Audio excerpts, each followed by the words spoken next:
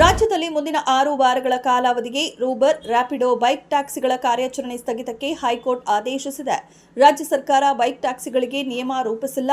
ನಿಯಮಗಳಿಲ್ಲದೆ bike taxi ಕಾರ್ಯಾಚರಣೆ ಮಾಡುವಂತಿಲ್ಲ. ಹೀಗಾಗಿ ನಿಯಮ ರೂಪಿಸುವ ಬಗ್ಗೆ ಅಗತ್ಯ ಕ್ರಮ ಕೈಗೊಳ್ಳಲು ಸರ್ಕಾರಕ್ಕೆ ನ್ಯಾಯಮೂರ್ತಿ ಬಿಎಂ ಶ್ಯಾಮ್ ಪ್ರಸಾದ್ ಅವರಿದ್ದ ಹೈಕೋರ್ಟ್ ಪೀಠ ಆದೇಶ ನೀಡಿದೆ. ಮನೆ ಇಲ್ಲದ ಬಡವರಿಗೆ ವಸತಿ ಕಲ್ಪಿಸುವ ನಿಟ್ಟಿನಲ್ಲಿ ಸರ್ಕಾರ ಮತ್ತೊಂದು ಮಹತ್ವದ ಹೆಜ್ಜೆ ಇಟ್ಟಿದ್ದು, ಜನರಿಗೆ ವಸತಿ ಸಚಿವ ಜಮೀರ್ ಅಹ್ಮದ್ ಸಂತಸದ ಸುದ್ದಿ ನೀಡಿದ್ದಾರೆ. ಕೊಳಗೇರಿ ಅಭಿವೃದ್ಧಿ ಮಂಡಳಿ ವತಿಯಿಂದ ಸರ್ವರಿಗೂ ಸೂರು ಯೋಜನೆ ಅಡಿ ನಿರ್ಮಿಸಲಾಗಿರುವ 42,345 ಮನೆಗಳನ್ನು ಇದೇ ತಿಂಗಳು ಹಂಚಿಕೆ ಮಾಡಲಾಗುತ್ತಿದೆ. ಒಟ್ಟು 1.82 ಲಕ್ಷ ಮನೆಗಳನ್ನು ನಿರ್ಮಿಸಲಾಗುತ್ತಿದ್ದು, ಎರಡನೇ ಹಂತದಲ್ಲಿ 42,345 ಮನೆಗಳನ್ನು ನಿರ್ಮಾಣ ಮಾಡಲಾಗಿದೆ. ಮನೆಗಳ ದಾಖಲಾತಿ ಪ್ರತಿಯನ್ನ ಇದೇ ತಿಂಗಳು ಫಲಾನುಭವಿಗಳಿಗೆ ಹಂಚಿಕೆ ಮಾಡಲಾಗುತ್ತೆ ಎಂದು ಸಚಿವ ಜಮೀರ್ ಮಾಹಿತಿ ನೀಡಿದ್ದಾರೆ.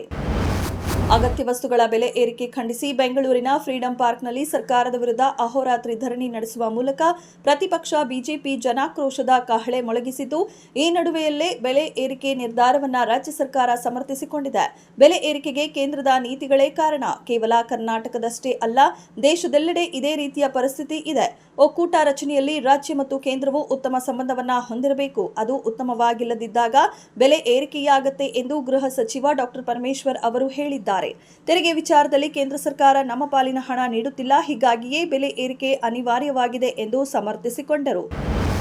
ವಕ್ಫ್ ತಿದ್ದುಪಡಿ ಮಸೂದೆಯನ್ನ ಮುಸ್ಲಿಮರ ವಿರುದ್ಧ ಅಸ್ತ್ರವಾಗಿ ಬಳಸಲಾಗುತ್ತಿದೆ ಎಂದು ಲೋಕಸಭಾ ವಿರೋಧ ಪಕ್ಷ ನಾಯಕ ರಾಹುಲ್ ಗಾಂಧಿ ಕಿಡಿಕಾರಿದ್ದಾರೆ. ಮುಸ್ಲಿಮರ ವೈಯಕ್ತಿಕ ಕಾನೂನುಗಳು ಮತ್ತು ಅವರ ಆಸ್ತಿ ಹಕ್ಕುಗಳನ್ನು ಕಳೆದುಕೊಳ್ಳುವ ಅಸ್ತ್ರವಾಗಿ ಮಸೂದೆಯನ್ನ ತಿದ್ದುಪಡಿ ಮಾಡಲಾಗಿದೆ. ಮುಸ್ಲಿಮರನ್ನ ಮೂಲೆಗುಂಪು ಮಾಡುವ ಉದ್ದೇಶವನ್ನ ಇದು ಹೊಂದಿದೆ ಎಂದು ಹೇಳಿದ್ದಾರೆ. ಆರ್ಎಸ್ಎಸ್ ಬಿಜೆಪಿ ಸಂವಿಧಾನದ ಮೇಲೆ ನಡೆಸುತ್ತಿರುವ ಈ ದಾಳಿ ಇಂದು ಮುಸ್ಲಿಮರನ್ನ ಗುರಿಯಾಗಿಸಿಕೊಂಡಿದೆ. ಆದರೆ ಭವಿಷ್ಯದಲ್ಲಿ ಇತರ ಸಮುದಾಯಗಳನ್ನ ಗುರಿಯಾಗಿಸಿಕೊಳ್ಳಲು ಸಾಧ್ಯತೆ ಇದೆ ಎಂದು ಅಭಿಪ್ರಾಯ ವ್ಯಕ್ತಪಡಿಸಿದ್ದಾರೆ.